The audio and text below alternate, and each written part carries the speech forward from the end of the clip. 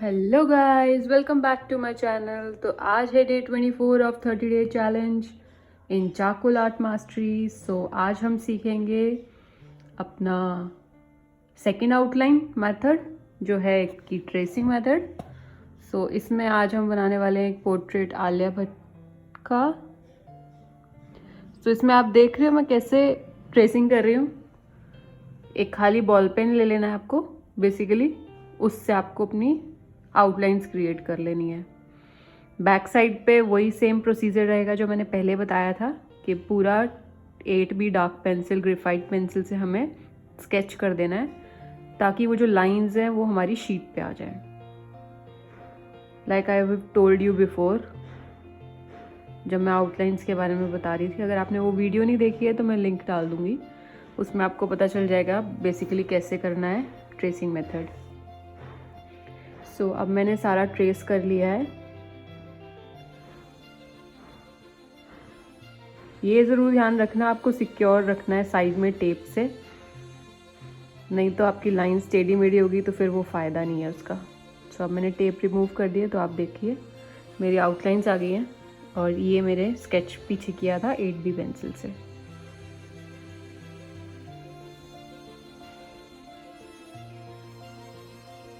Now I have taken my neutral pencil and created the eyes first.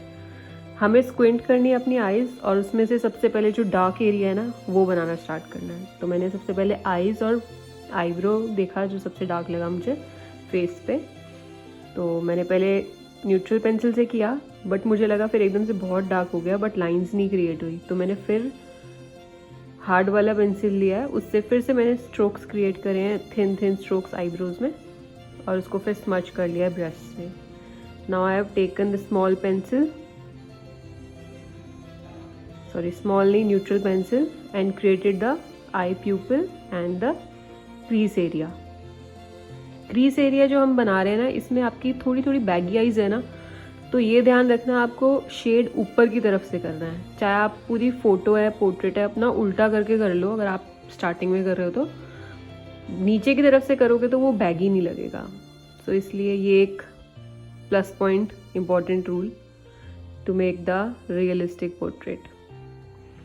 Now all work is to be done with मोटा वाला brush off makeup, उससे ही पूरा face हम shade करेंगे। अभी मैं detailing दे रही हूँ आईज में ही। स्टम्प से एक बार मैं लाइंस डालती हूँ पेंसिल से, फिर मैं स्टम्प्स यूज़ करती हूँ, फिर मैं ब्रश का यूज़ करती हूँ जहाँ मुझे लगता है कि यहाँ स्टम्प का यूज़ नहीं होना चाहिए। मतलब आपको अपने हिसाब से पता लगाना होगा कि कौन सा चीज़ मेरे को यहाँ अच्छे से सूट करेगा, क्योंकि आप जब तक प्रैक्टिस नहीं करोगे और सीखोगे नहीं तब तक आप ये पता नहीं लगा पाओगे कि कौन सा टूल किस टाइम पे यूज़ करना है। ना मैंने एक आई क्रिएट कर ली है और सेकंड में अब लिप्स क्रिएट कर रही हूँ। लिप्स बेसिकली इस रेफरेंस इमेज में बहुत लाइट है, तो मैं ज़्यादा कुछ डार्क नहीं करूँगी, बस थोड़ा बहुत लाइट करके जो सेंटर का एरिया है उसको कर्वी सा टर्न दे दूँगी।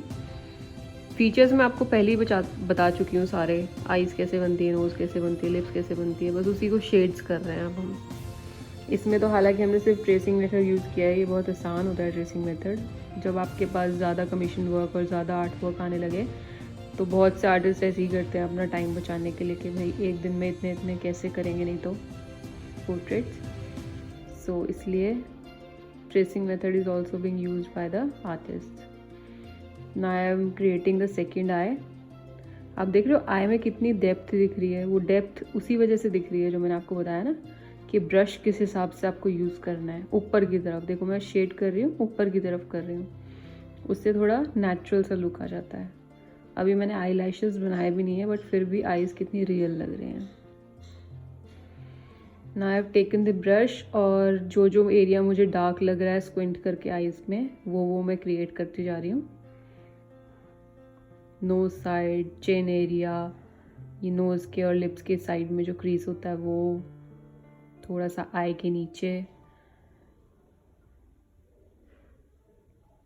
अब इन सबको हम मोटे वाले जो ब्रश होता है ना उससे अच्छे से एक बारी ब्लेंड करेंगे।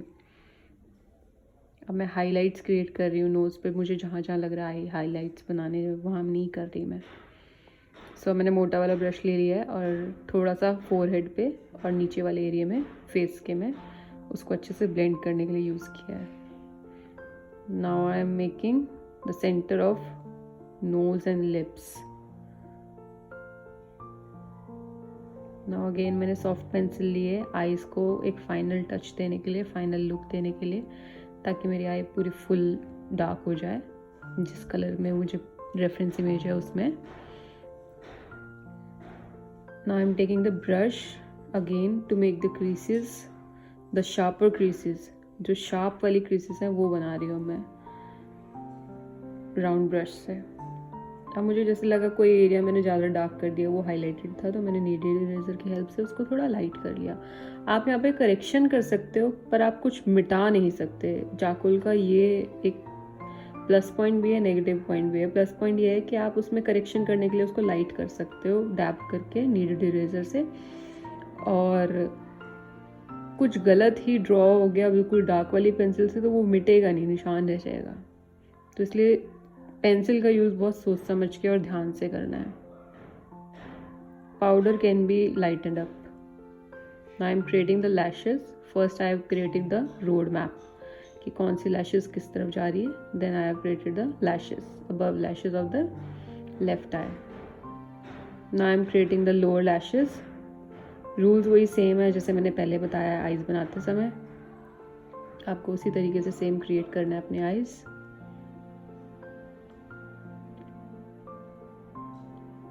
जो आईज का नीचे का एरिया होता है ना, जस्ट नीचे का, वो भी हमें थोड़ा सा प्यूपिल के मतलब जस्ट ऊपर, वो भी थोड़ा सा हमें शेड करना होता है, क्योंकि हमारी आई लैशेज ऊपर वाली होती हैं, वो शैडो क्रिएट करती है हमारे अंदर आईज में।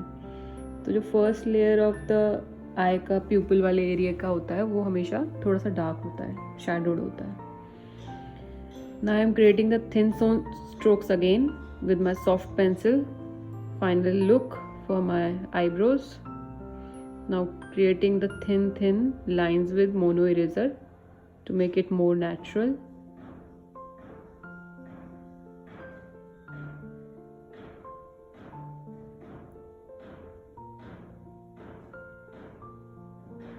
Now I am creating the side of the eyes जो थोड़ा डार्क होता है।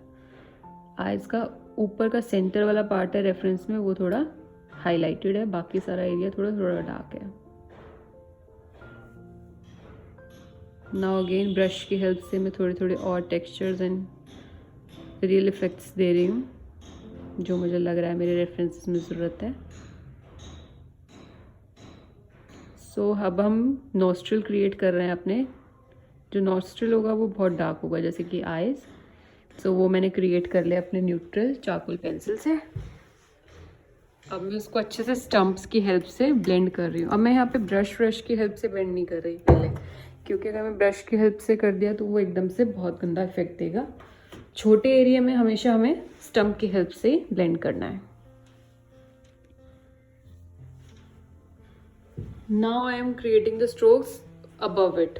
जो आपका नॉस्ट्रिल का नीचे का एरिया होता है ना, उसको अगर आप ऊपर की तरफ ले जाओगे शेड करते हुए नोज के ऊपर, तो वो बिल्कुल रियल इफेक्ट दिखाता है कि यहाँ पे टर्न है। किसी भी चीज़ को घुमा हुआ दिखाना है तो आप उसको उसी डायरेक्शन में ब्रश की हेल्प से शेड कर दो, तो वो वैसा ही शो होता है फिर। Now I have taken the tissue to blend each and everything. जो टिश्यू होता है वो फाइनल लुक क्रिएट करता है कि आपने कितना किस में कितना शेड किया है, कहाँ शेडिंग कम है कहाँ ज़्यादा है। सो अभी मेरा हाथ देखो गीला था तो एक लाइन आ गई थी, वो मैंने सेम वही टेक्निक करी, डैप करा उसको नीडल इरेजर से, फिर दोबारा शेड किया। तो हमें ये भी ध्यान रखना है चारकोल आर्ट कर रहे हो तो कोई गंदा हाथ या पसीना। अब जैसे मेरे नीचे वाले चिन के एरिया में एक लाइन आ गई, ये मेरे से मिटी नहीं, पता नहीं कैसे आई, क्या लगा यहाँ पे, तो ये हट ही नहीं रही थी। सो ऐसे आपकी आर्ट ख़राब हो सकती है, तो इसलिए ध्यान रखो, अपनी शीट को हमेशा कवर करके रखो। अगर आप हाफ़ ड्रॉ कर चुके हो और हाफ़ रहता है तो मैं हाफ़ ड्रॉ कर दिया था, उसके बाद मैं शीट को रख के एक बारी अपना काम करने गई तो इतने में फिर ये लाइन आई और वो मिटी नहीं कैसे भी। So then now I am taking the stump and creating the chin area and the side area of the chin. अब मैं देख रही हूँ कौन कौन सी जगह मुझे इफेक्ट्स दिख रहे हैं। तो इसने जो ईयर ड्रॉप पहने हुए ना, ईयरिंग्स, उसका भी रिफ्लेक्शन मुझे नीचे नेक पे दिखा है, तो मैंने वो भी क्रिएट किया अभी। और इसको ब्रश की हेल्प से, मोटे वाले ब्रश की हेल्प से ब्लेंड कर लिया अच्छे से। अब मैं नेक पे भी क्रीसेस ड्रॉ कर रही हूँ, जो हाईलाइटेड है उसको छोड़ रही हूँ, बाकी जो डार्क हल्का सा है जिससे नेक की शेप आए। तो हमें इसमें पेंसिल का यूज़ बिल्कुल नहीं करना, सब कुछ ब्रश से बनाना है। ब्रश से बनाओगे तो वो रियलिस्टिक लगेगा। तो अब हम ब्रश और चारकोल पाउडर की हेल्प से ही ये नेक एरिया और इन्हें जो ब्लेज़र पहना हुआ है आलिया भट्ट ने, वो क्रिएट करेंगे।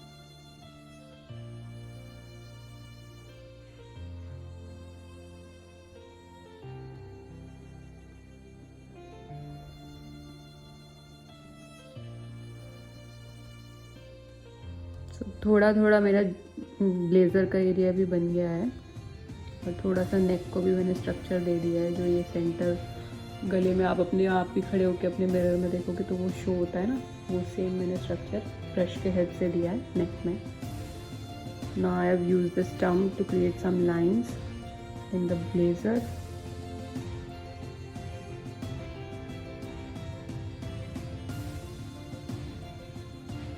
Now I'm giving the outlines.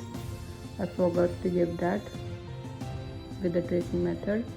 So अभी मैंने देख के वो आउटलाइन दी है और उसको स्टम्प के हेल्प से क्रिएट किया है। सो अब हमारा कल की वीडियो के लिए हेयर्स रह जाएगा और थोड़ा थोड़ा फाइनल टचअप रह जाएगा। बेसिकली हमने आज शेड कर दिया है हाफ ऑफ द पोर्ट्रेट।